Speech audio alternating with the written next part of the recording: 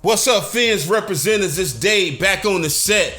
We're in free agency season, and this is the TBFN Free Agency Blitz. I got videos where I covered some of the rumors on some of the players that might be joining, like Aaron Rodgers and Tom Brady.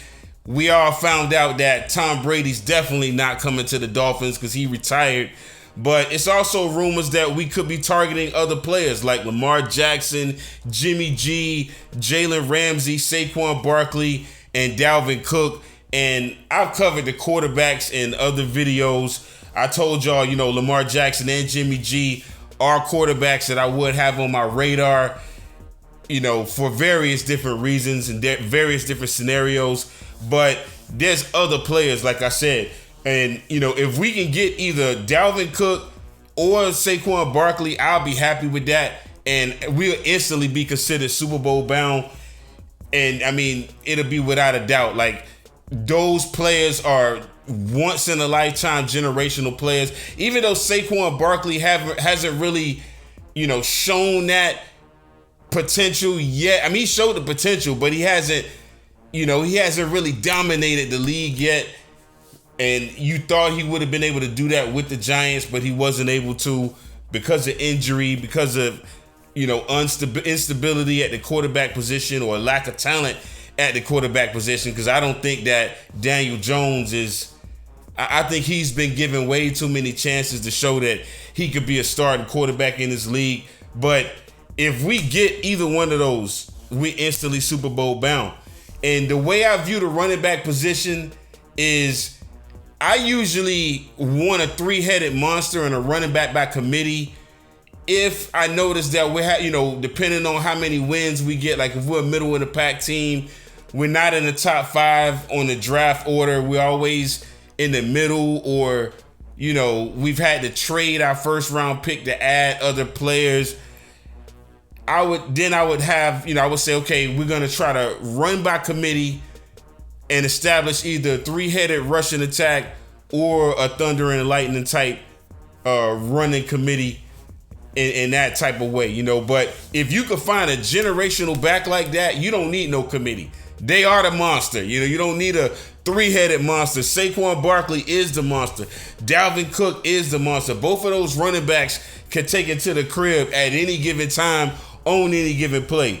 And I trust giving them 20 carries per game and knowing that they're going to produce both in the air and on the ground.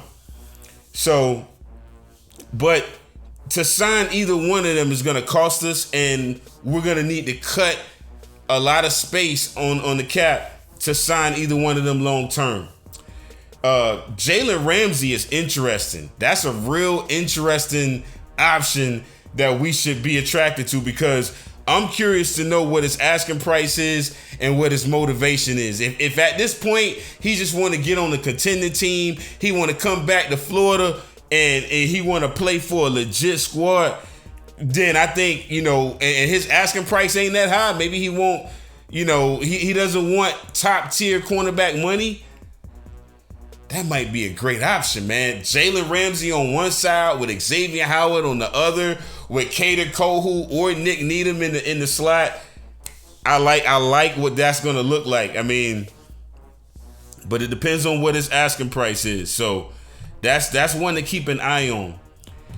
When you look at our team needs, and I covered this in the Big Fish Ball of the Year video, heavy running back, power running back, slot wide receiver, gadget offensive weapon, defensive tackle, linebacker, of course, cornerback, backup quarterback. Those are the team needs. And I think running back is the number one priority out of all of the needs. Right now, we have no running backs under contract. Plus, we need that position to be solidified long term. So that's number one on the list. We need to sign at least 2 running backs, but I prefer that we sign 3, either through free agency or the draft. And a lot depends on what we think about Raheem Mostert and Jeff Wilson. I believe if we think that Jeff Wilson can be the running back for us long term, then maybe we should let Raheem Mostert walk. We might want to let him walk just to save money and build around Jeff Wilson, having him as that versatile running back who we can use in the air, on the ground, and then finding a power running back in the draft or free agency and finding a Raheem Mostert replacement in the draft or free agency. There's options there. I think you got there's a lot of options, and I'm going to talk about them. I released a video recently called Tua's Three-Headed Monster, where I talked about the potential future of the ground attack under Mike McDaniel. Go check that out. There's a lot of good options available in free agency, and all my top 5 power backs are available. Deontay Foreman's available.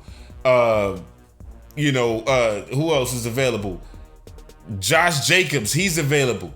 And then you got other guys like Leonard Fournette. We got news broke recently that Tampa Bay Buccaneers released Leonard Fournette, and I want us to contact him and try to sign him ASAP. He was first on my list of number 1 out of all of the power backs that I want us to covet. David Montgomery, that's who I was thinking about. He's available, so we got options, And then you also got, like I said, Saquon Barkley, Damian Harris, Tony Pollard from the Dallas Cowboys. They're also available. And if we choose to take the draft approach on the power back instead of choosing one, in free agency, then I want us to target Nyheim Hines if he gets cut by the Bills, who are over the cap. He could be a weapon not only as a Raheem Mostert replacement, but he could also help us in special teams. The man ran back off like 2 kickoff returns that helped the Bills win one of the games that they had last year. David Montgomery, like I said, he's high on my free agent board because of the production. He rushed for over 3,600 yards, and he amassed 26 touchdowns on the ground in 4 years with the Chicago Bears.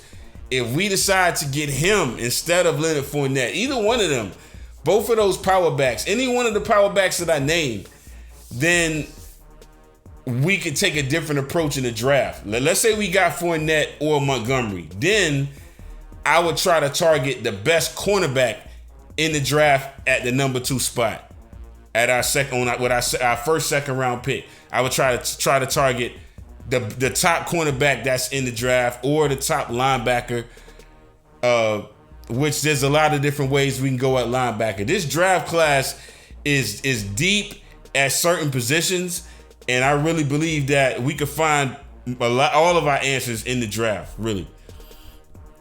We need at least 3 inside linebackers. Landon Roberts, Duke Riley, and Sam McGuavin. They're all free agents. I would keep Sam McGuavin and Duke Riley and let Landon Roberts walk. I got DeMarvion Overshown high on my draft board. He's one of the linebackers I'm talking about. And I think we can get him in the second round, and we could pair him up with Channing Tindall, who, we drafted last year. Overshown is great. I think he would be excellent in coverage. If you watch his tape, he's got his hands on a lot of footballs, and him and Tindall can make a good tandem, with Tindall being a stud against the run and having that other inside linebacker cover you on the other end. If we choose to address the linebacker position in free agency, I think we should target Tremaine Edmonds only. He should be the one we should target. His daddy used to play for us, so, he in that Dolphin bloodline, you feel me? And he's gotten experience in this league, and he's only 25 years old. So, we should, I would actually cut space, get rid of some players, do what I got to do to get under the cap, to sign Tremaine Edmonds to the money that we could possibly agree on, and get him and have him as our linebacker long term. I think Vic Fangio would love to have him in his defense, and I think he would fit as the middle linebacker. He would solidify that position, and we can move Jerome Baker around. Bobby Wagner, he is available too, but he's 31, and if we sign him, I would only want him to be maybe a 1 or 2 year deal rental. I think Edmonds can be long term for the future. At quarterback, I think we can find good options there also. There's 3 that I think we should target. Marcus Mariota, number 1. Trace McSorley and Easton Stick. I know McSorley and Stick, y'all haven't heard of those names, but all 3 of those quarterbacks are dual threat quarterbacks that can add a different dimension to the offense, and I think they can help improve the running game, and I believe that they could also run McDaniel's offense without even using their legs. News broke that the Falcons have released Mariota, so he's on the market. We could just go get him. Him and Tua, I don't think there'll be no friction between them two. He'll be a great option as a backup. And he's won games in this league as a starter. We're going to need 2 edge players now because Melvin Ingram III and Andrew Van Ginkel are free agents. As good as Melvin's bull rush is, he's up there in age, and I just think we should prioritize signing Andrew Van Ginkel if we're going to keep either one of the 2. Andrew Van Ginkel's homegrown. Chris Greer, you know what I'm saying? I know you want to keep all our players that we've been building and helping to develop over the years. Let's keep Van Ginkel. I know Eric Rowe is a free agent, but I don't see strong safety as a need, in my opinion. I know that Jordan Poyer's name has been out there, and we could sign him, but I would want to go a little bit younger. I think that when Brandon Jones comes back healthy, he can man that position just fine. We can let Eric Rowe walk, and we just need depth. Keep an eye out on Jabril Peppers. I think Jabril Peppers, he will be a good option. He's out there. And I think he'll be a good fit. He's still only 27 years old. He can help not only at the safety position, but he could also be a returner on special teams as well. We need 2 cheap backup receivers, which could be as simple as re-signing Trent Sherfield and River Craycraft. But I prefer us to move on from both of those receivers and draft either Dante Demas, who's number 1 on my draft board, Michael Wilson, or Datavion Wicks. If Dante Demas is there at one of the 2nd round picks or the 3rd pick, we need to head to that podium, man. Put in that card. He is a legit option for us, and I think he can be a T.O. clone. He can be a Terrell Owens type of receiver for us in the slot. Not only in the slot, but we can move around on the outside and mix and match him with either Tyreek Hill or Waddle. Michael Wilson is an excellent route runner. He could be a Jerry Rice clone in the West Coast offense. And Datavion Wicks, I think he could be either or. And when I cover the draft, I'll talk about why I have them high on my draft board in another video. If we choose to address wide receiver in the free agency, I would target Jalen Darden, who might get cut from the Browns. He's from the Mean Green, and he played for the Buccaneers for a while. They ain't use him right. They ain't give him no burn. I don't think the Browns know what they doing. We can use him the right way here with the Dolphins. He can help us as a kick returner or punt returner, which is a huge need on special teams. And I think he just got the wiggle. He can break ankles with the best of them. Like, I think he can be a slot receiver for us as well. We could run reverses for him. We could use him in a lot of different ways. He can help us, in many ways. Mecole Hardman is out there. Played with Tyreek Hill. We could use him the same way that the Chiefs was using him. Jacoby Myers. He could be a Jerry Rice clone. Played for the Patriots last year. Developed into a good receiver. He started playing, Cam Newton is the one that actually was passing the ball when he was with the Patriots. Then with Mac Jones, I don't even know why they getting rid of him. The Patriots always had their reasons, but I think Jacoby Myers is a good option. And another good option, and I know a lot of the fans probably gonna like this option, is what about Jarvis Landry? Imagine Jarvis Landry in the slot, frustrating teams like he normally does, breaking ankles, in the open field, and then you got those burners on the outside that they also got to worry about. Bringing Jarvis Landry back home to Hard Rock Stadium, it'll be a fan. The fans will love it. I'm gonna definitely love it because he's a big fish baller for life in my book. I think we should explore that option as well. I want us to keep Mike Gesicki at tight end. I know I'm probably in the minority when it comes to that, but I want us to sign him and sign Trace McSorley as a backup who he played with at Penn State. If Gesicki is gone, then I think we should target Irv Smith Jr., who played at Alabama. Hayden Hurst is also an option.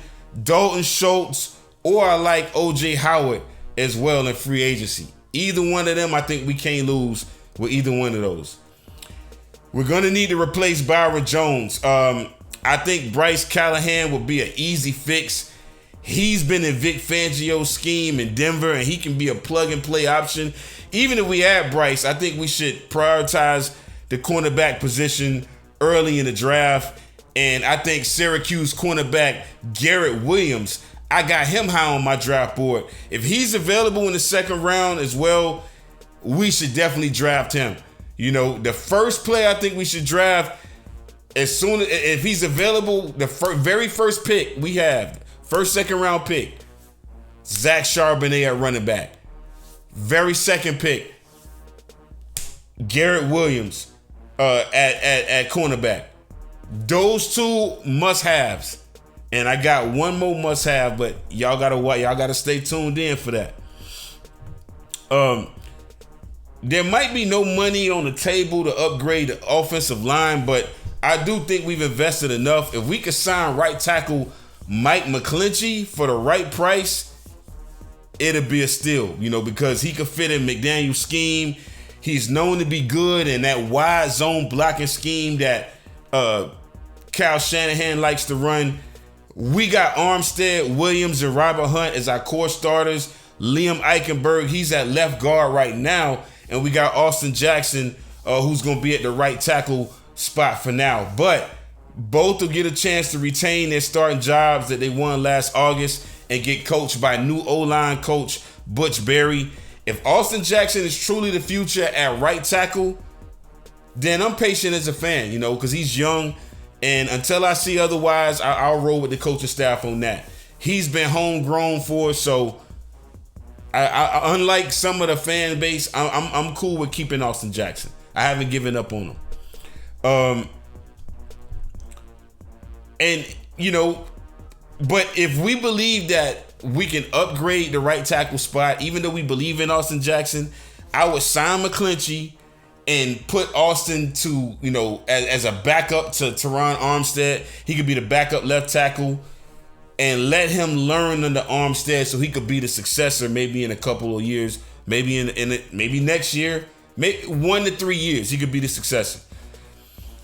When I reviewed the bench, I would keep Greg Little, Lester Cotton, who filled in when we needed him, Robert Jones, and Kendall Lamb. I think we could use a backup center, and I think we could find that in the draft. If Michigan Wolverine center Olu Watimi is available in the third, I'm drafting him in a heartbeat because he's one of the top centers in this draft. And credit to Barry Jackson from the Miami Herald, because he wrote an article about the team, a couple of articles that I read that I got some of this information from, and has helped me to really kind of understand this roster. And I formed my own opinions on which players I would keep, which players I would sign, and which ones I would cut. And he broke down our cap situation real good on one of his recent videos. Here's a look at how the Dolphins can create cap space to address our team needs. Because we got all these players we want, all these players that you see, in the Facebook groups that they're saying we could possibly add. We got to have the money for that, and we got to be able to make money. So one of the things we could do is we can restructure the deals of at least 4 players: Tyreek Hill, Bradley Chubb, Teron Armstead, Xavier Howard, and Emmanuel Ogbah. Now, Xavier Howard, we could restructure his deal, but you know what? I would keep his deal the way it is, unless he wants some upfront money right now. I would keep his deal as it is, and just make him I wouldn't mess with his deal. And Emmanuel Ogbah, what we would need to do, the front office, they're gonna need to change each of their base salaries into prorated bonuses, which that means they spread that out throughout the length of the contract. So that's gonna be a win-win for both sides. It's gonna be good for the players because they get more money up front, and it also helps the team because we could backload their contracts and make their highest payouts later on in the deal. And when you look at some of the cap numbers for this year, you can see why the Dolphins are over the cap. They're paying $31.2 million for Tyreek Hill this year, $22.2 million for Chubb, $21.1 million for Armstead, and $17.2 million for Ogbah. If we can convert most of their base salaries into bonuses, their salaries into bonuses, that alone, I think, can clear out more than $41 million in cap space, which would give us some money to work with, and that'll give us about like $25 million of space with about $20 million to spend. And we could add even more space by being creative and trading players and cutting certain players after June 1st. For example, if we were to trade Emmanuel Ogbah, who I said that was a good option in the last video, trading him for draft picks, that maybe we can find some picks, in the mid rounds.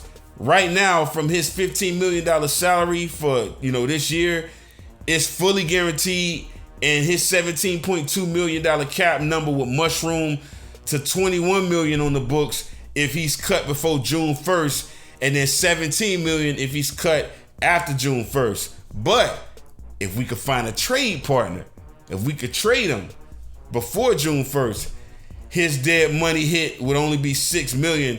And if he's traded after June 1st, his Dolphins dead money would only be $2 million. I would pay the extra $4 million to trade him before June 1st so we can get picks in this draft. I want us to try to get picks in rounds 3 through 5. Now, Xavier Howard, in my opinion, like I said, we could possibly trade him, and that's been a lot. I've heard the noise of possibly trading Xavier Howard. He would be worth the number 1 pick. If we do trade him, I don't want us to trade him. If we do trade him, we got to get a number 1 pick for him. Period. But I don't think we should trade him. He's a game changer, and he's a championship piece on any team, and he got to be a fan for life, man. He got to be a fan for life. I think we should cut Byron Jones after June 1st. We got to now, especially he tweeted recently about not being able to run or jump at all this year, last year, and how the team doctors and medication wasn't really helping. So hopefully we don't have no Byron Jones gate, where there's legal action and none of that. Hopefully it's just, what it is, and we can cut bait. His recovery from March surgery and ankle Achilles area, it just stopped progressing in August, and that's according to league sources, so I guess he couldn't run and jump. And you can sense the frustration, in the tweet and even from the fans. I definitely believe he could have helped us win at least 2 games left, with just him being on the field, but we got to move on. Plus, Kader Cole, who showed out as coming out of nowhere, he could fill that spot, so I ain't got no worries. And we're not gonna pay him the $13.5 million of his salary, this year. Now, we also got to look at trying to cut certain players that we just haven't been utilizing. Like we haven't used Ethan Carter since we had him, and he's missed a lot of time. He's also had a concussion. So he's had injuries. His $2.3 million salary is non-guaranteed for this year, and his $2.6 million cap hit will be eliminated if we cut him. And then you look at you look at Keon Crossan. We could cut him. He has a $2.9 million non-guaranteed salary. But I like Carlson. I think he got good value on special teams. He's a good backup corner. It's just, and plus, cornerback is a need. He didn't play bad when we put him in. I would keep, he's an option. I would see how the draft plays out before we try to sign him back. And then there's two other Dolphins whose dead cap money hit would be low if we cut. And y'all let me know in the comment section. Y'all already know what I think, but I already mentioned this, but I really want to know what y'all think. If we cut Durham Smythe, he's owed $3.2 million non-guaranteed with a $4.2 million cap hit, and fullback Alec Ingold, who's owed $2.7 million non-guaranteed with the $3.8 million cap hit. Their dead money would be just $750,000 for each if we cut them. So that'll cut them off the books. Now, that'll leave a huge void at the tight end position, especially if we're going to get rid of Gesicki. But I think we could sign better options in free agency. I'm just going to say that. Hunter Henry is a better option than Durham Smythe. And he might even be a better option than Gesicki if you ask certain fans. But, and also you got to think too, Ingo, we just got him. He's valued by the coaches.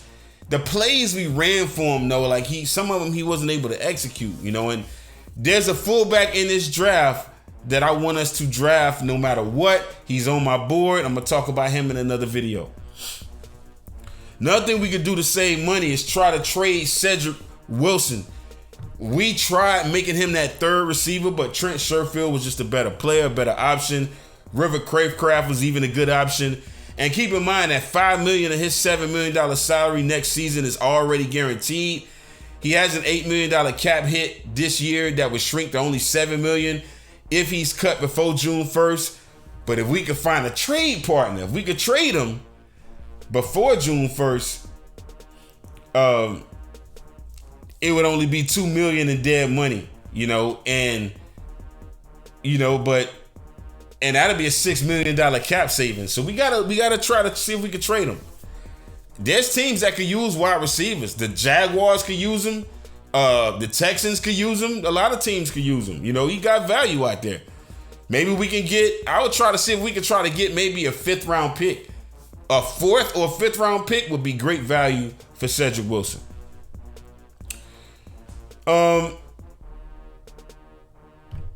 We could also see if we can agree on a Christian Wilkins extension. I mean, he's due for a payday anyway. Maybe we can give him an extension right now. That would lower his $10.8 million cap hit next season. And, he's earned it. He's earned it. He's played good for us. Zach Seiler, I want us to sign him too. Hopefully we don't have to, get into a situation where we got to choose between the two. If we got to choose between Christian Wilkins and Seiler, I'm going with Zach Seiler. I'm as good as Christian Wilkins is, if he's going to have high demand and this price is going to be too high, I would go with Zach Seiler and build around him, add another defensive tackle in the draft. But I would try to keep both. Try to keep Christian Wilkins and Zach Seiler. There's no reason to get rid of him. He's a good player. Also, I did mention in the last video possibly trading Jerome Baker. He did have a 100 tackle season. He has a $12.5 million cap number for this year. And our situation at inside linebacker, I mean, he really feeling that. I mean, he's good, but maybe he's better on the outside. And maybe we need to elevate Tyndall. Tyndall might be better in Vic Fangio's offense. And maybe we need to go find an inside linebacker to fill that spot. Like I said, I'm okay with it being Bobby Wagner, but only for a year or two. And even if we sign him for a year or two, we need to still tackle that in the draft, either this year or next draft. You look at Baker's salary, none of his $8.4 million salary next season or $10.8 million is guaranteed. his $12.8 million cap number this year shrinks to $8.7 million if he's cut or traded before June 1st, and drops to $3.7 million if he's cut or traded after June 1st. There's no reason to consider getting rid of him, but it depends on how much teams want him. If teams want Baker and they willing to give us a 3rd round pick or a 2nd round pick or a 4th round pick, especially if they give us 2 picks, maybe like a 2nd and a 7th, I take that. I'm sorry. I mean, we got Tyndall now, and I think we got Chubb, we got Port Augustine, we got him. So I don't know. I mean, yeah, I would take some picks. Yeah, would y'all take picks for Jerome Baker? Would y'all trade Jerome Baker right now? Let me know that in the comment section. But I would aim to try to keep Baker though, because it depends on what they ask and what we can get though. But I would try to keep Baker, because he did what I like about Baker. He did look out for us in late October. He restructured his contract so that we could add Chubb, and that helped us from a cap perspective. So I'm gonna lean on the side of keeping Baker. Yes, that's what I think. But y'all let me know what y'all think in the comment section. That's the TBFN Free Agency Blitz. Till next time, signing off.